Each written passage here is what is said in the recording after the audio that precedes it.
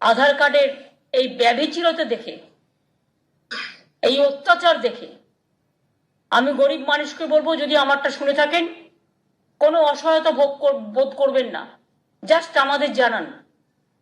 আমরা আর একটা alternative card দেবো, বিকল্প কার্ড, যার ফলে আপনার নাগরিকত্ব রক্ষা হবে। আপনার রেশন কার্ড থেকে শুরু করে, লক্ষ্মীর ভান্ডার থেকে শুরু করে, খাদ্য সাথী থেকে শুরু করে, কাস্ট সার্টিফিকেট থেকে শুরু করে যত বেনিফিট আছে সব আপনার রক্ষা করা, এটা আমাদের কাজ। আমরা আপনাদের পাহারাদার। জমিদারদের বিরুদ্ধে, স্বৈরাচারীদের বিরুদ্ধে আমাদের লড়াই চলছে এবং চলবে। বাংলাকে দমানো যাবে না। নিষ্পেষণ চলছে গায়ের জোরে। এই গায়ের জোর আমরা মানি না, এর উত্তর দিতে হবে। আমি নিজেও প্রধানমন্ত্রীকে একটা চিঠি লিখবো বলে ঠিক করেছি, কারণ আমার কাছে যত কমপ্লেন এসছে তার ভিত্তি করে। আর বাদ বাকি আমি সবাইকে বলবো, কোনো ভয় পাওয়ার কারণ নেই। এখানে এনআরসি হবে না, বলছি যখন হবে না হবে না, গায়ের জোরে হবে না। এখানে গণতান্ত্রিক সরকার আছে, এখানে কোনো ডিটেনশন ক্যাম্প হবে না। এটা আসাম নয়, এটা উত্তরপ্রদেশ নয়,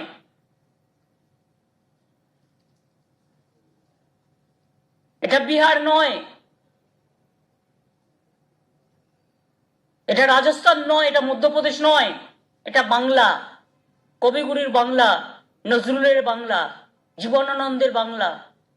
মনে রাখবেন, আমি সবাইকে বলবো এলাকায় এলাকায় নজর রাখুন, এবং আমরা অলরেডি ইনস্ট্রাকশন দিতে শুরু করেছি যে যা যা কমপ্লেন আসবে আমাদের কাছে দেবে।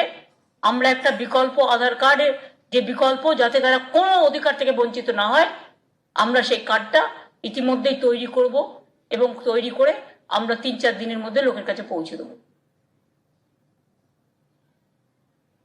ঠিক আছে? আমি আশা করি ব্যাপারটা সিরিয়াসনেস আপনারা বুঝবেন।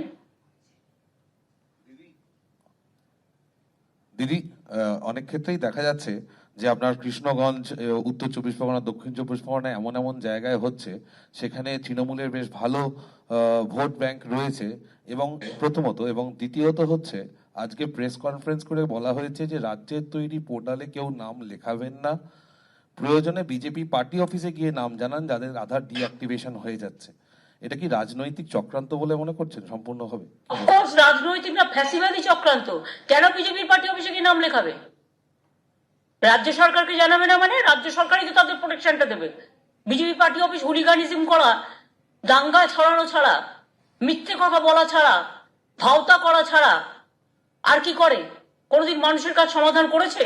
না সমাধান করতে জানে। ওদের নামই হচ্ছে সমস্যা সৃষ্টিকারী, ভারতীয় জঞ্জাল পার্টি সবাই বলে।